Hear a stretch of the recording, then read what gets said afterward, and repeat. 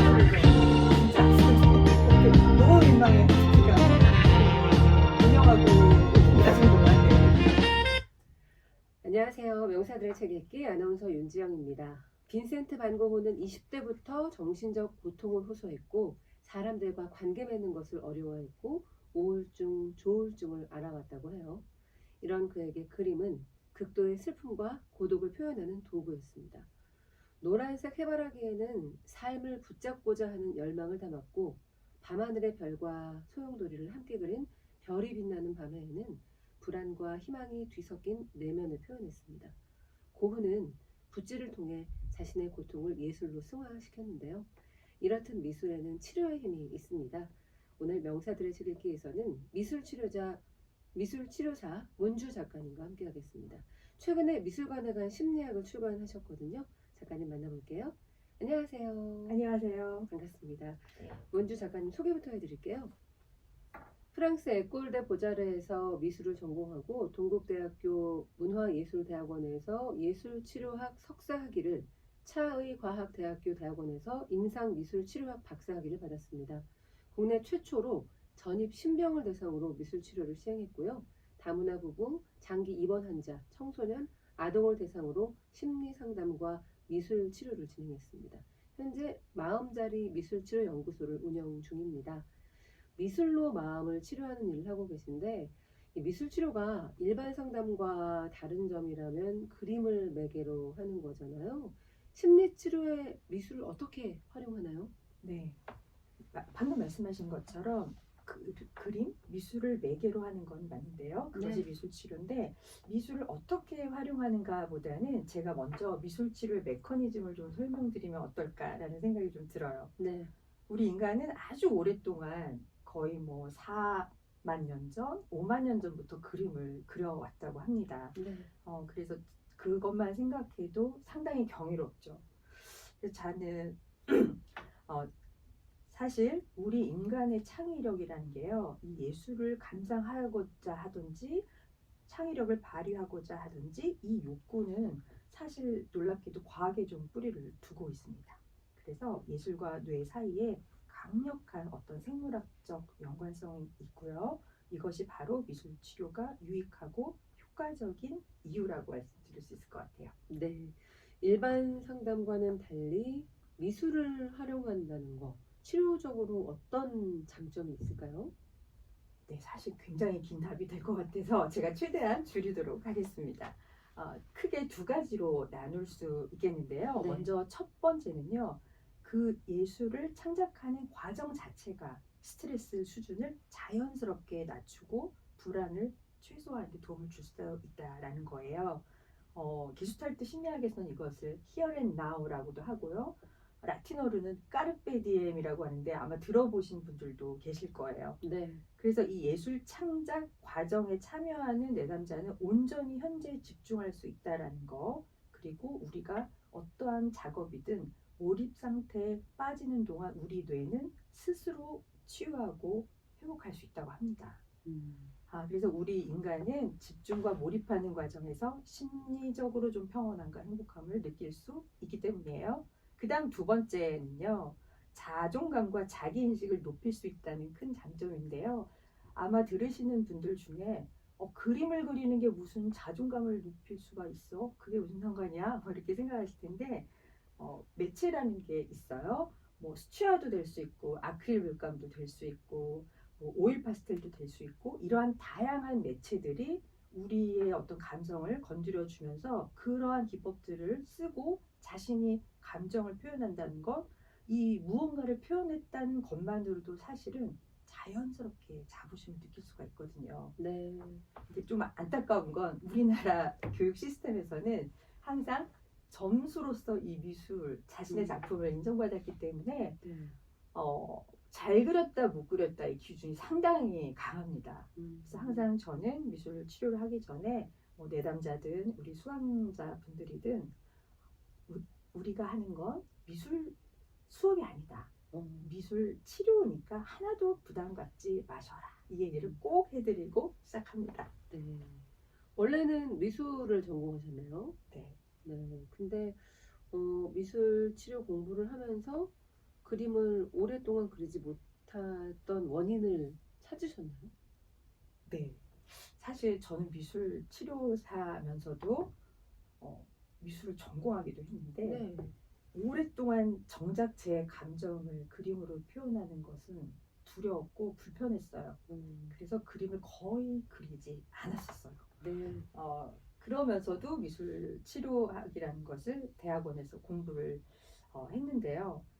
제가 그 들어가며에도 잠깐 언급을 했는데 방송 프로그램 이름을 얘기해도 될까요? 네. 네, 여러분들이 많이 아시는 유키즈라는 프로그램이에요. 우리나라 그 영화 배우 류승범 씨가 한번 출연하신 적이 있어요. 네. 류승범 씨가 외국에 여행을 다니다가 아마 지금의 아내분과 결혼을 하신 것 같더라고요. 그런데 그 아내분이 아마 그림을 그리는 사람인 것 같았어요. 직업 화가인지까지는 모르지만 그런데 어느 날 류승범 씨가 아내에게 질문을 했다는 거예요. 당신은 왜 그렇게 그림을 그려? 라고 질문을 했다는 거예요. 그런데 그 아내분이 모든 아이는 그림을 그려.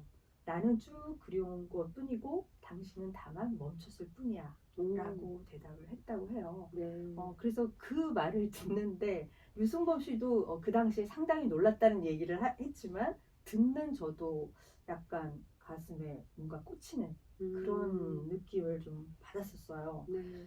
그래서 그때부터 아마 뭔가 제 그 대답이 마음을 흔들었다는 것은 저도 어쩌면 이제는 다시 화구를 열어서 제가 뭔가를 표현할 수 있는 약간의 용기가 생긴 건 아닐까?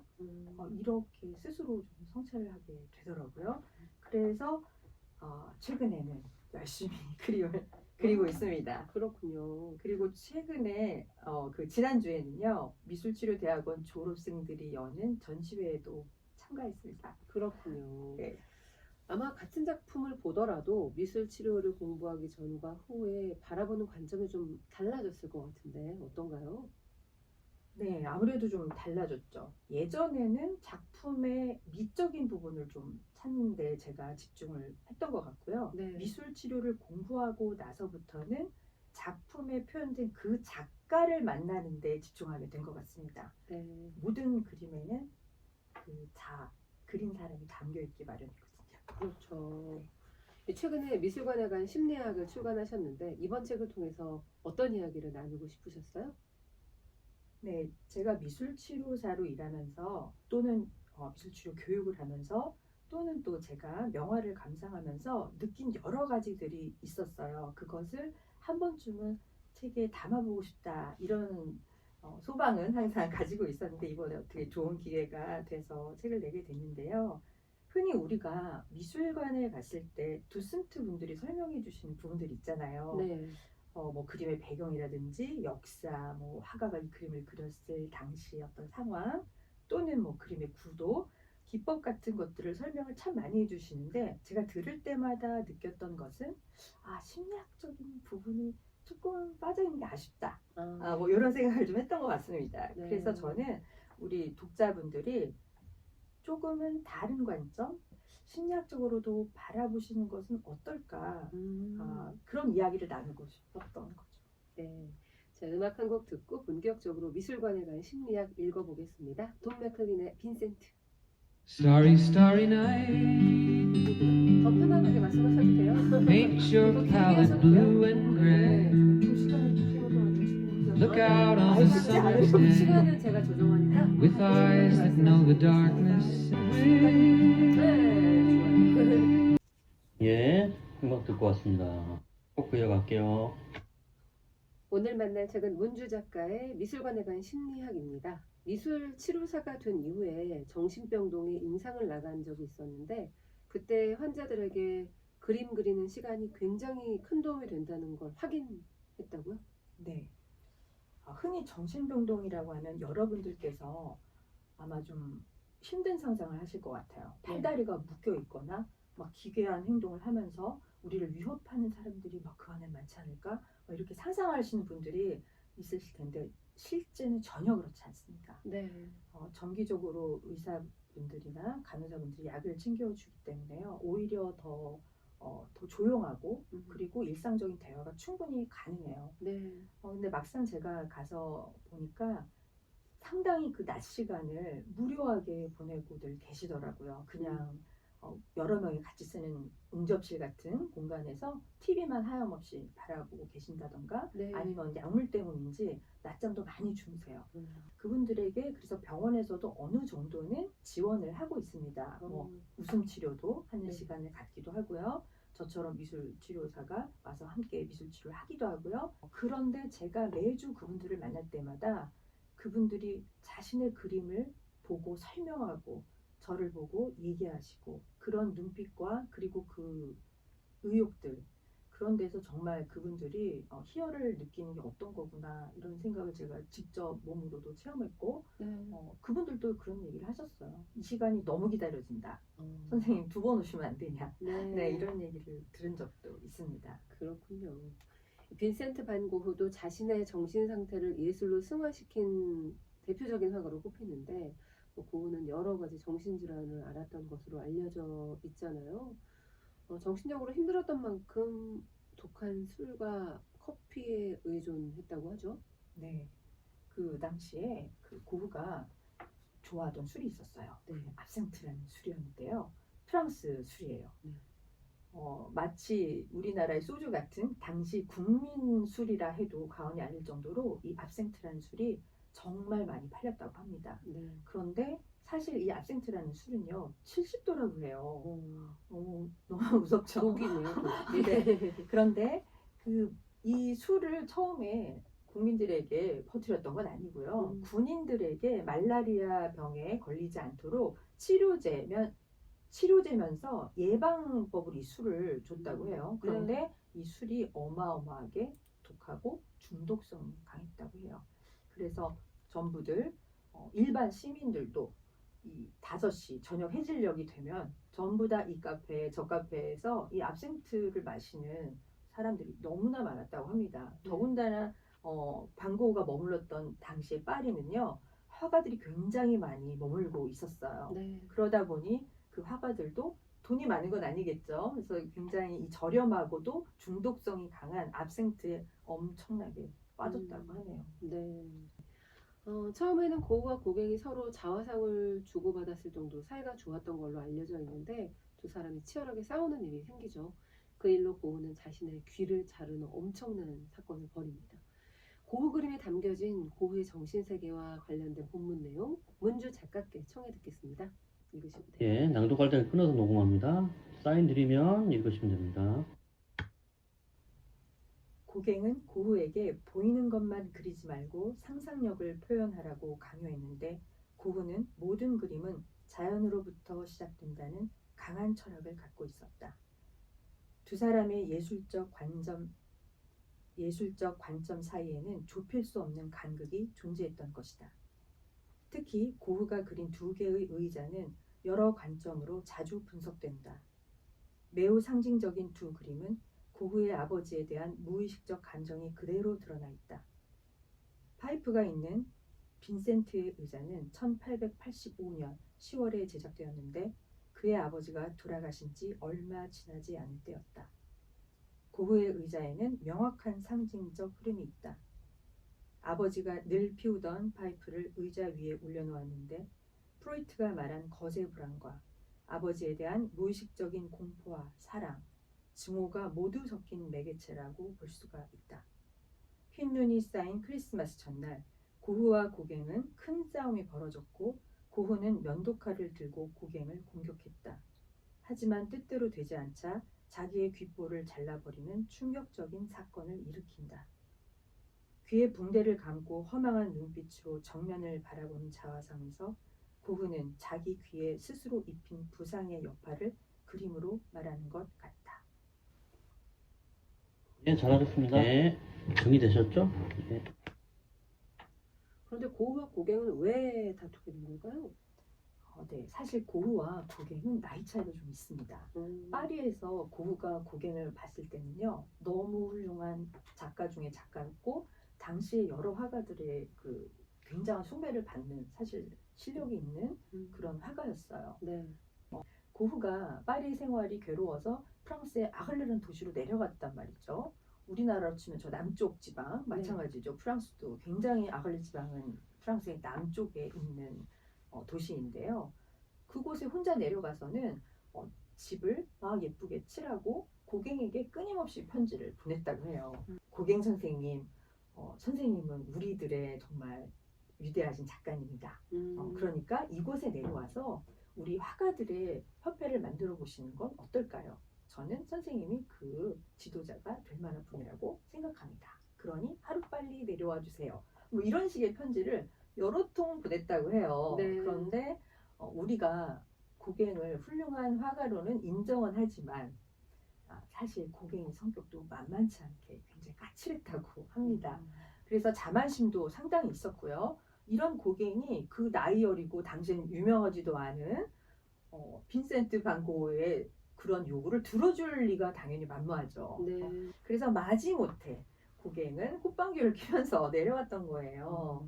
그래서 어쩌면 동상이몽이었죠. 네. 고흐는 자신의 부탁을 들어줘서 내려온 거라고 생각을 했지만 고갱은 사실 그렇지는 않았던 거예요.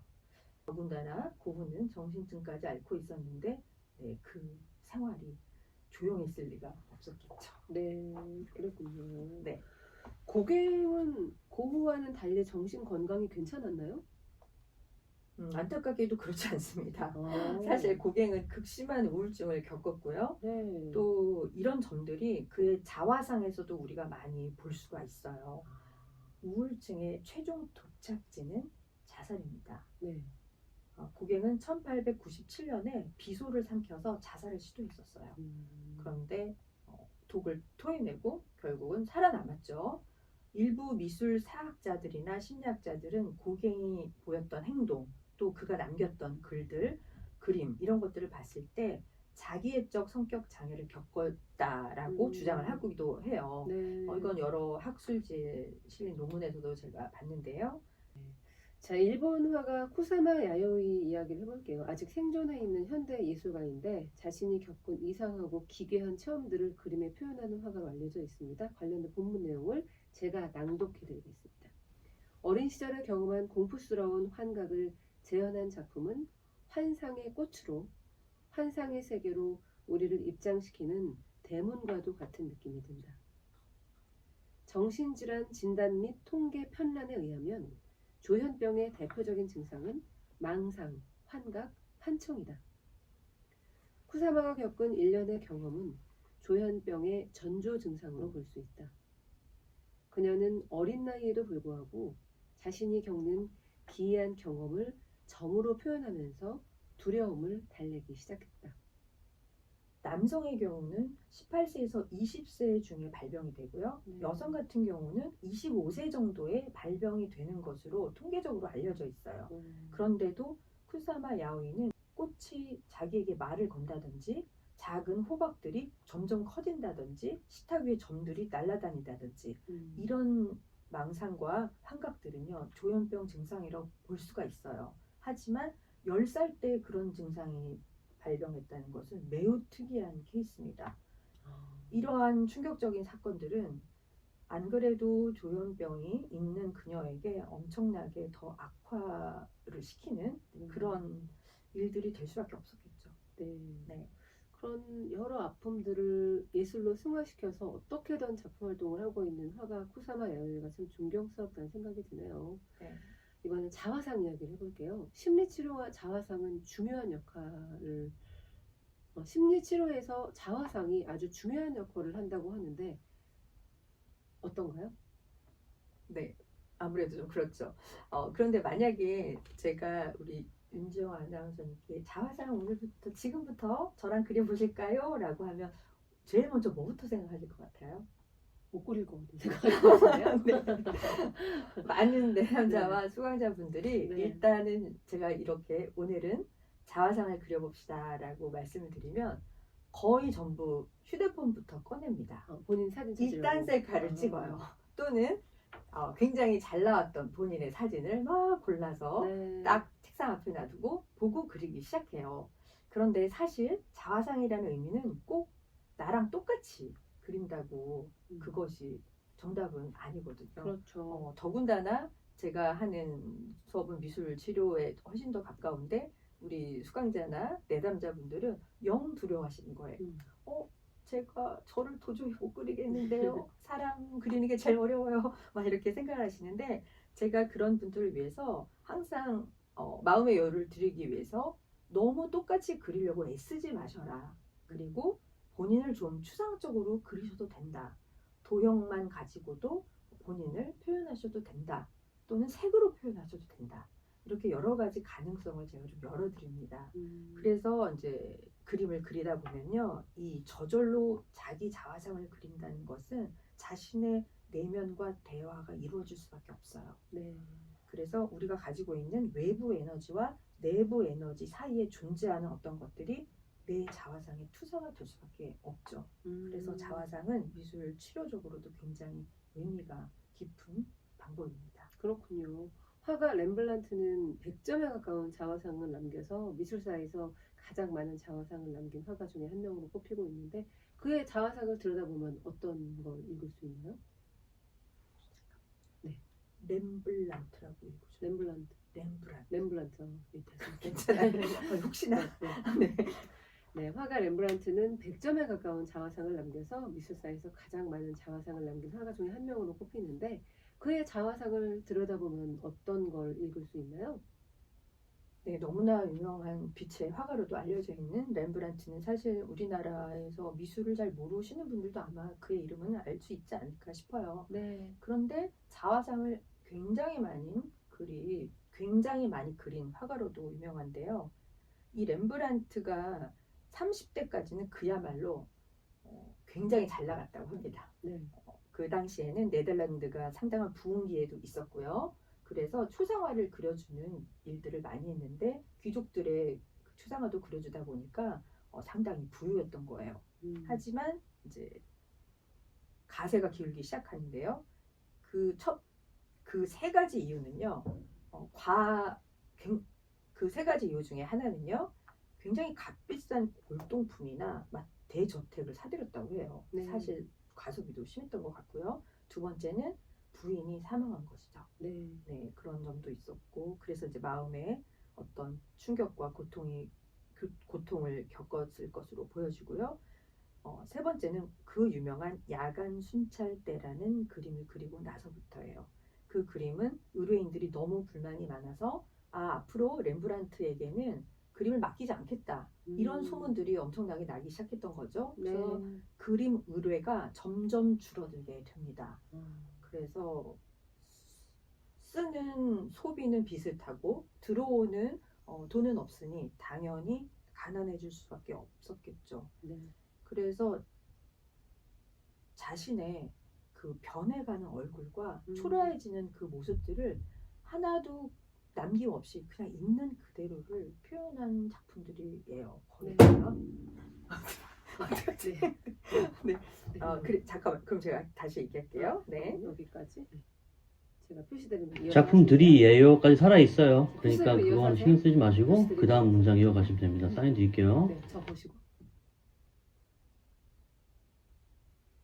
네, 대중들은 정교한 인물화를 원했어요. 그런데 지금 우리가 렘브란트 자화상을 보시면요. 굉장히 두꺼운 붓을 그리고 가까이서 바라보면 거칠게 표현되어 있는 것을 우리가 볼 수가 있습니다.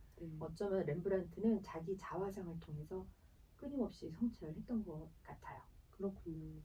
스위스의 화가 아르놀트 비클린이 45세였던 1872년에 그린 자화상 바이올린을 연주하는 죽음의 자화상인데요. 화가 뒤에 해골이 기대고 있습니다. 그는 왜 이런 자화상을 그렸을까요? 네, 먼저 이 그림을 처음 보시는 독자분이라면 화가의 얼굴이 아니라 일단 그 뒤에서 섬찟하게 웃고 있는 해골을 먼저 아마 보실 거예요. 그리고 아니 왜 자화상 뒤에 해골을 그린 거지? 라는 의문을 가지실 텐데 이 화가의 개인적 삶을 살펴보면 우리가 이해를 할 수 있을 것 같아요. 이 벨크린은요. 그의 인생 내내 죽음이라는 그 어떤 주제를 계속 맴돌 수밖에 없었는데요. 네. 이탈리아인 안에 앙겔라와 그 사이에서 낳은 14명의 자녀들 중에 5명은 유아기 때 다 사망했다고 합니다. 그리고 3명의 자녀 역시 베클린보다 앞서서 하늘나라로 갔다고 해요. 네. 그리고 가족은 또 콜레라라는 전염병을 피해서 2번이나 피난에 가까운 이사를 해야만 했었다고 합니다. 그러니까 베클린에게는 이 죽음은 늘 가까이에서 있는 자신을 위협하는 어떤 존재였는지도 모르죠. 네, 그렇군요. 르네 마그리트의 어머니가 이미 오래전부터 우울증을 앓고 있었다고 해요. 그래서 끊임없는 자살 시도를 했었는데요.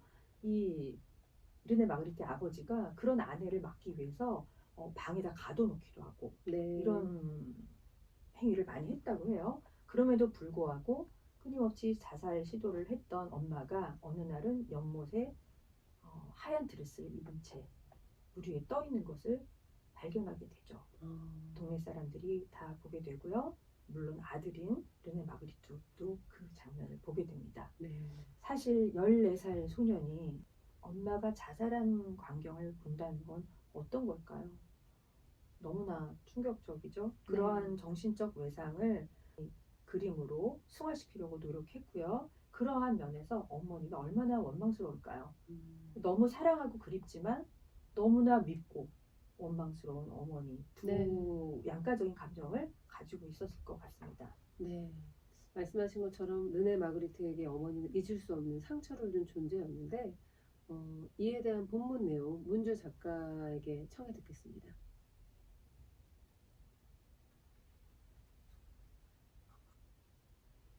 예, 사인 드릴게요. 드릴게요. 어머니로 대표되는 사랑의 대상을 실제로 또는 정서적으로 상실할 경우 무의식적으로 사랑하는 대상으로부터 버림받았다는 생각으로 분노의 감정이 증폭되는 한편 자신의 나쁜 행동으로 대상을 잃었다는 죄책감을 느끼기도 한다. 남자에게 어머니가 부정적 영향을 주면 그의 아니마는 의기소침, 짜증스럽고 변덕스러운 기분, 신랄함, 불안, 민감성, 삶에 완전히 발붙이지 못하게 하는 극도의 조심성으로 표현되는 경우가 많다. 이런 아니마의 기분은 병에 대한 두려움, 무능의 원인이 되기도 한다. 아니마가 미분화 상태에 있으면 그는 겉으론 이성적이지만 원시적 감정을 미숙하게 폭발시킨다. 평상시에는 이성적인 남성이 갑작스럽게 분노를 폭발하는 모습은 부정적 아니마에 사로잡혀 있다는 것을 의미한다. 연인이나 배우자가 이런 타입이라고 격하게 공감하는 여성분들도 있을 것이다. 그의 무의식에 깊이 자리 잡은 아니마를 이해한다면 조금은 다른 시선으로 바라볼 수 있지 않을까 싶다.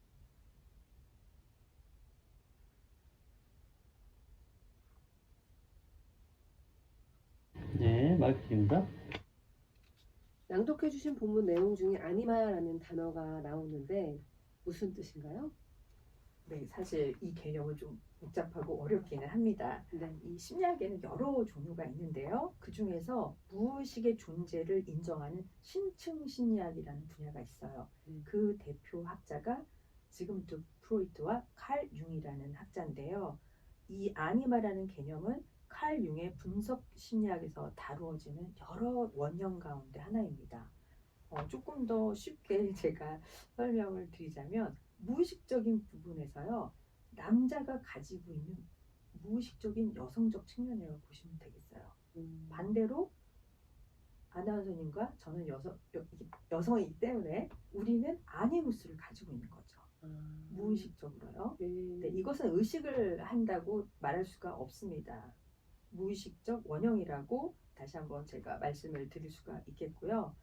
아니마는 일반적으로 감정적이거나 공감적이거나 예민한 측면과 관련이 있어요.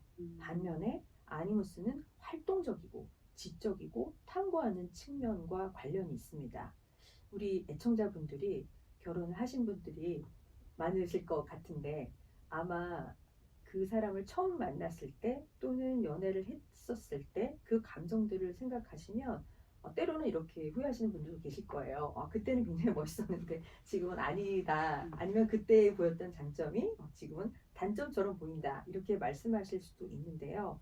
이 자신에게 있는 무의식적인 아니마를 여성에게 투사하게 되거나 그 여성을 발견하게 되면 남자는 사랑에 빠집니다. 그렇군요. 네.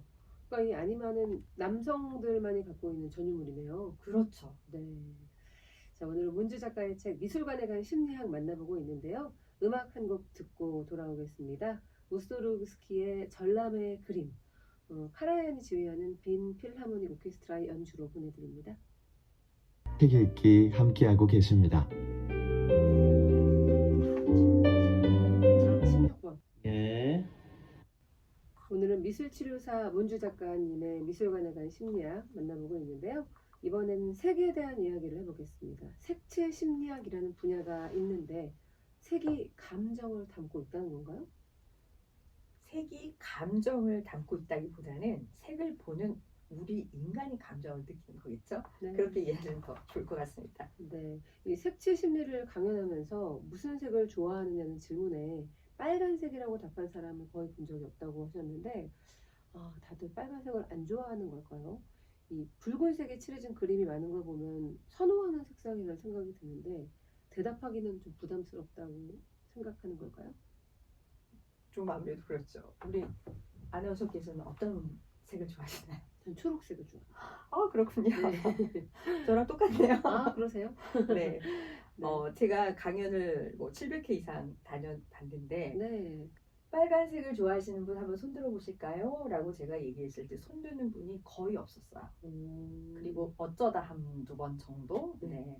그리고 성인들은 거의 빨간색을 선호하지 않는 것 같아요. 제가 네. 보니까. 네. 하지만 아이들의 그림은 빨간색, 파란색, 노란색, 분홍색 없으면 섭섭할 정도로 아이들은 빨간색을 굉장히 많이 사용합니다. 지금 질문해 주신 내용에 어쩌면 바로 정답이 있는 것 같은데요. 과거에 이 빨간색은요, 정말 왕이나 귀족이나 종교인 외에는 감히 입을 수도 없을 만큼 귀한 색의 옷감이었어요. 그래서 심지어는 영국의 왕 헨리 8세는 붉은색 옷은 굉장히 비싸다고 여겼기 때문에 사치법을 거기다 적용해서 벌금까지 받아냈다고 합니다. 네. 그렇게도 했었는데 현대에 들어서면서 공산 국가들이 이 빨간색의 이미지를 상징적으로 쓰기 시작했어요.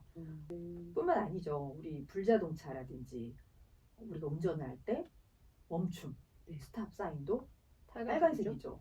그리고 뭔가 급하고 뭔가 위험하다 라는 표시도 전부 빨간색으로 표기가 되고 있죠. 그래서 아마 현대인들한테는 좀 불편하게 느껴지는 것 같아요. 그렇군요. 뭔가 심리적으로 빨간색 하면 좀 불안한 색 이런 느낌들이 다 뭔가 있나 위협적이다. 보군요. 네네네. 그렇게 느끼셨을 것 같아요. 네. 이 빨강의 화가로 앙리 마티스를 소개해 주셨어요. 마티스는 어떤 화가이고 그에게 있어서 빨강은 어떤 의미였을까요? 왜 그는 빨강을 많이 사용했을까요? 네. 먼저 앙리 마티스의 화가의 얘기를 잠깐 하자면요. 제 개인적으로는 가장 좋아하는 화가 중에 한 명입니다. 네. 그렇기도 한데 색채의 마술사라고도 하죠. 맞아요. 엄청나게 색채를 아름답게 썼고 마티스의 그림을 볼 때마다 저는 개인적으로 상당히 열등감을 느껴요. 나는 왜 저렇게 할 수 없을까? 이런 생각을 느끼기도 하는데요. 이 마티스에게 빨간색이라는 건요, 굉장히 우리가 생각하고 있는 지금 어떤 분노나 욕망, 야망과는 좀 다른 개념인 것 같습니다. 네. 그러고 보니까 빨간색을 많이 사용했다고 하지만 너무 조화롭게 써서 그런지 빨간색을 많이 썼다고 느껴지지 않네요. 맞아요. 네. 그만큼 잘 활용했다는 거겠죠. 네네. 그렇다면 인류가 가장 선호하는 색상은 무엇일까요? 관련된 본문 내용을 문주 작가께 청해 듣겠습니다. 다시 드릴게요. 네, 사인 드릴게요. 인류는 파랑을 참 좋아한다. 미국 캘리포니아에 소지한 한 디자인 회사에서 150개국 6,300명의 응답을 바탕으로 조사한 데이터에 따르면 미국인을 포함한 유럽인이 가장 선호하는 색은 파랑이었다. 마케팅 분야에서 색채를 연구하는 로드 아일랜드 대학 라브레크 교수의 대다수 논문에서도 피검자의 색상 선호도에서는 1등의 자리는 늘 파랑이었다. 또한 1993년 크레용 제조사 크레올라가 미국 어린이들이 가장 좋아하는 크레용 색을 조사했는데 대부분의 어린이가 파랑을 선택했고 남색과 하늘색 역시 상위 10위 안에 들었다. 7년 후 같은 조사를 반복했는데 전통적인 파랑이 또다시 1위를 차지했다. 그렇다면 한국인의 색상 선호도는 어떨까? 한국인 1000명을 대상으로 여론조사를 한 결과를 찾아보면 역시 가장 선호하는 색은 파랑이었다. 이 외에도 색상 선호도를 조사한 데이터는 무수히 많은데 한결같이 파랑이었다. 그렇기에 루이즈 부르주아, 이브 클라인, 바실리 칸딘스키 등 유명한 화가들이 파란색을 선호한다는 것 역시 놀라운 일은 아니다. 멕시코와 미국 남서부에선 파란색 대문과 창문을 많이 볼 수 있다. 아메리카 원주민 문화, 기독교와 토착 종교 사이의 과도기에서 싹튼 일종의 미신으로 파란색이 악마와 나쁜 에너지가 집에 들어오는 걸 막는다고 믿었기 때문이다. 파랑의 화가로 파블로 피카소를 꼽아주셨는데 피카소가 파란색을 많이 사용했던가요? 네, 너무나 유명한 또 화가죠. 네. 파블로 피카소는 사실 상당히 오래 살았기도 했고요. 이미 살아생전에 거의 전 세계에서 가장 지대하게 영향을 주는 화가 중에 한 명이었죠. 하지만 이 피카소도 젊은 시절에 그렇게 화려했거나 미술계에서 스타는 아니었습니다. 네. 그리고 어린 시절은 가난했고요. 감정적으로도 좀 나약한 편이라고 해요. 당시에 단짝 친구가 있었습니다. 이 카사하메스는 시인이었다고 해요. 시인을 꿈꾸는 젊은 청년과 화가를 꿈꾸는 피카소 젊은 청년 둘이서 내면적인 대화도 잘하고 정말 둘이 즐겁게 유럽도 여행하고 서로에게 정서적으로 도움도 주고 이렇게 단짝으로 지냈던 거죠. 둘이서 파리로 유학을 가게 됩니다. 네. 피카소가 나 우리 집에 다녀올게 라고 잠깐 며칠 자리를 비운 사이에 카사하메스가 그녀에게 공개적으로 친구들과 저녁을 먹는 카페에서 그녀에게 위협을 해요. 아직도 나를 안 받아줄 거냐? 오늘도 거절을 할 것이냐? 굉장히 위협적으로 얘기를 하니까 여성은 더더군다나 더 싫었겠죠. 네. 그래서 친구들 앞에서 모질게 거절을 합니다. 그것을 본 카사하메스는 천장에다가 두고 총을 쐈다고 그래요. 총을 이미 가슴에 품고 갔던 거죠. 그러니까 카페 안이 난리가 났겠죠. 경찰들도 오고 결국에는 자기 분을 이기지 못하고 카사하메스가 자기 관자놀이를 향해 총을 쏘죠. 그래서 자살하게 됩니다. 이 소식을 피카소는 고향에서 전보로 받은 거예요. 네. 헐레벌떡 달려와서 보니 친구는 이미 싸늘한 시신이 되어 있었고 그 카사하메스의 죽음이라는 작품에는 관자놀이가 이렇게 꺼멓게 되어 있는 그림을 그린 적이 있어요. 네. 그리고 그 당시에 그렸던 그 그림 안에 있는 인물들은요 사회적으로 거의 소외된, 그러니까 노숙인이라든지 장애인, 창녀, 거린, 죄수들 같이 사회에서 소외된 이들을 그리기 시작했죠. 어쩌면 청색시대의 피카소 그림들은요 내용이나 형식 모두 깊은 상실과 애도를 담고 있는 것 같습니다. 네. 노랑은 인간이 볼 수 있는 가시광선에서 가장 밝은 색인데요. 노란색과 관련된 본문 내용 제가 낭독해드리겠습니다. 볼 수 있는 가시용 제가 낭독해드리겠습니다. 마지막 곡은 골라오셨는데 어떤 이유로 골라오셨나요? 네. 아까 제가 색채 얘기할 때 초록이라는 색은 하면서 네, 말씀드릴게요. 그러면 다른 초록색이란 얘기는 언급 안 하고 지금 패스하셨는데 빅토리아 시대 초록이. 그러면 초록은 언급 안 하고 넘어가는 것도 괜찮아요. 언급 안 하고 음악만 소개할 때 잠깐. 근데 그 음악 얘기할 때 초록 얘기를 하실 거 아니에요? 별로. 네, 미술 작품에서 제가 소개한 작품 중에 몽환적인 그림들이 있는데 여성들이 루트를 연주하고 있다. 이게 다른데. 그래서 이 루트라는 악기가 궁금하실 텐데 추천해드리는 곡이 있다. 이게 끝이에요. 그냥 그거 얘기해도 될 것 같아요. 그래요? 네, 왜냐면은 이 색깔 하나하나 다 얘기할 필요는 없잖아요. 네, 네, 네. 그러니까 그 정도 좋아요. 설명을. 예, 이어서 초록 질문 들어갈게요. 예전 빅토리아 시대에는 초록색이 여성의 마음도 빼앗고 심지어 목숨까지 빼앗았다고 하는데 그때 어떤 일이 있었던 건가요? 네, 정말 어쩌면 우리 인류에서 대단한 사건일 수도 있을 것 같아요. 아까 윤정 아나운서님도 초록색을 제일 좋아한다 이렇게 얘기를 하셨는데 네.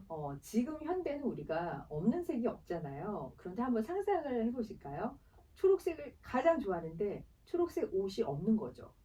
팔지도 않고 이 세상에 존재하지도 않고 초록색 물건을 아예 사서 가질 수가 없다고 한번 상상을 해보실까요? 어떨 것 같아요? 아쉽겠죠.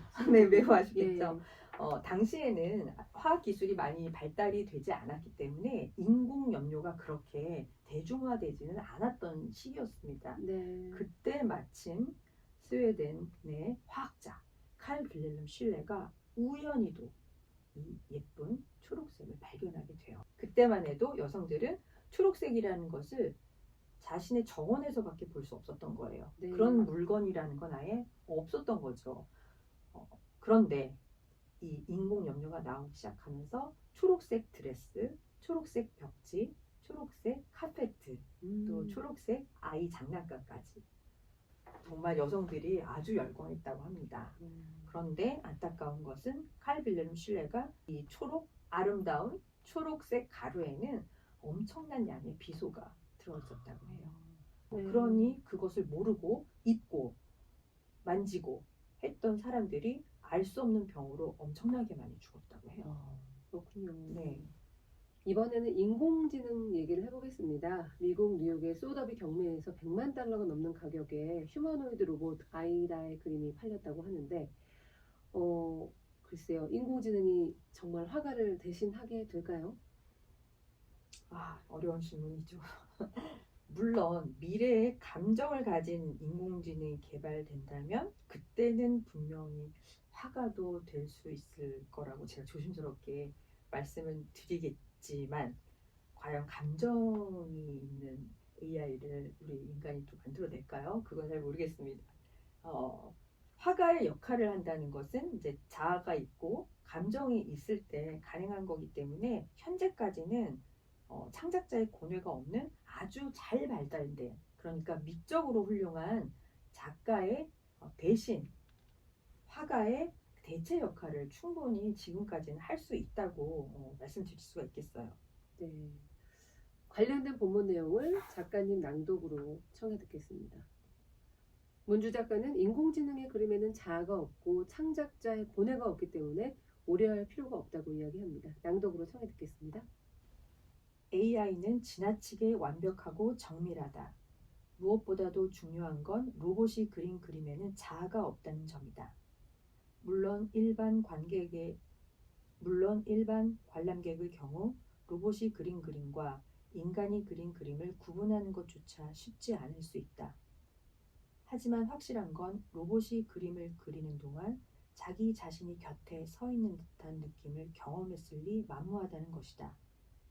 결과물은 미학적으로 훌륭할 수 있을지 모르나 창작자의 고뇌와 의도 그리고 가장 중요한 자아는 없다. 긍정적으로 바라보자면 AI의 기능을 새로운 예술적 표현 방식으로 인정하고 화가가 자신의 작품을 발전시키는 도구로 사용하는 것이다. 예술가가 느낀 내적 충동, 불완전성, 감정, 무의식, 그리고 자아가 없는 AI 그림이 고흐의 작품처럼 역사적으로 남아 오랫동안 회자될 거라고 생각지 않기에 우려를 느끼진 않는다.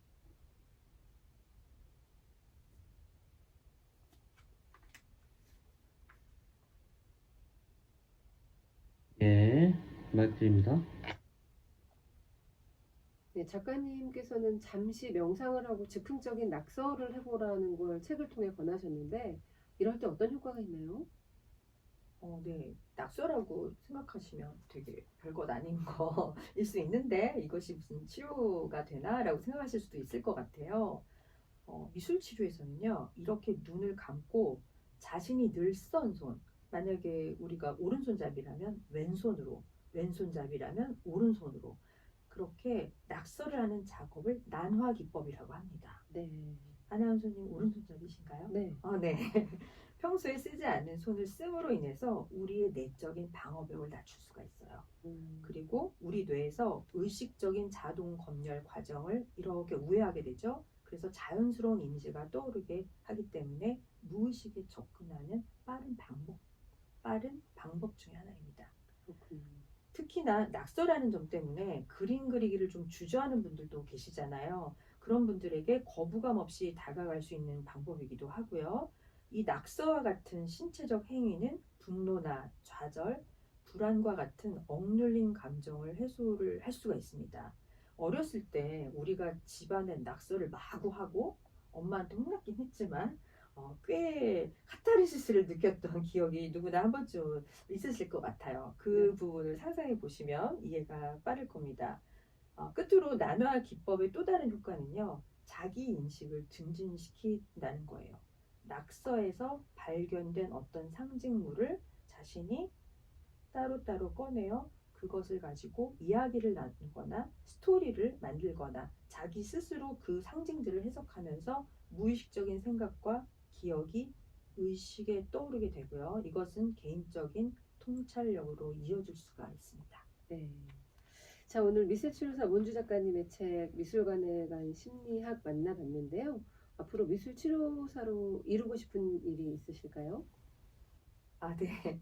제 개인적인 소망보다는요. 저처럼 정신건강 분야에 종사하시는 분들이 돈을 아주 많이 벌지는 않는 사회가 됐으면 좋겠습니다. 네, 정신과 의사나 심리치료사들이 돈을 많이 번다는 것은 그만큼 환자나 내담자가 많다는 뜻이잖아요. 그렇네요. 그것은 어쩌면 우리나라가 정신적으로 건강하지 않다는 뜻이기도 하니까요. 네, 그렇군요. 오늘 끝곡은 특별히 작가님이 추천해 주신다고 들었거든요. 네, 제 그 책의 4번째 챕터를 보시면 색칠 심리에 관한 얘기들이 쭉 나오는데요. 제가 그 중에 초록의 화가를 토마스 윌머 듀잉이라는 미국 화가를 소개를 해드렸어요. 그런데 그의 그림을 책에서도 이렇게 보시면 상당히 몽환적이고 초록빛 안개 속에서 여신 같은 여성들이 루트를 연주하는 장면들이 나옵니다. 네. 그래서 루트란 악기가 뭐지? 라고 궁금해 하시는 분들이 좀 계실 것 같아서 제가 루트로 연주한 클래식 음악을 하나 준비해 왔는데요. 네, 어떤 곡인가요? 요한 세바스찬 바흐의 파르티타 BWV A 중에서 가보트와 론도입니다. 네. 자, 이 곡을 끝곡으로 보내드리면서 문주 작가님과 인사 나누겠습니다. 오늘 함께 해주셔서 고맙습니다. 네, 고맙습니다. 네, 저도 끝곡 보내드리면서 인사드릴게요. 명사들의 책 읽기 아나운서 윤지영이었습니다. 고맙습니다. 수고하셨습니다. 있을까요? 네. 감사합니다. 이게 가로수예요.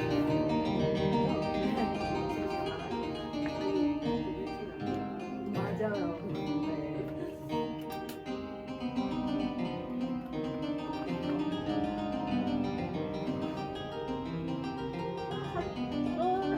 네.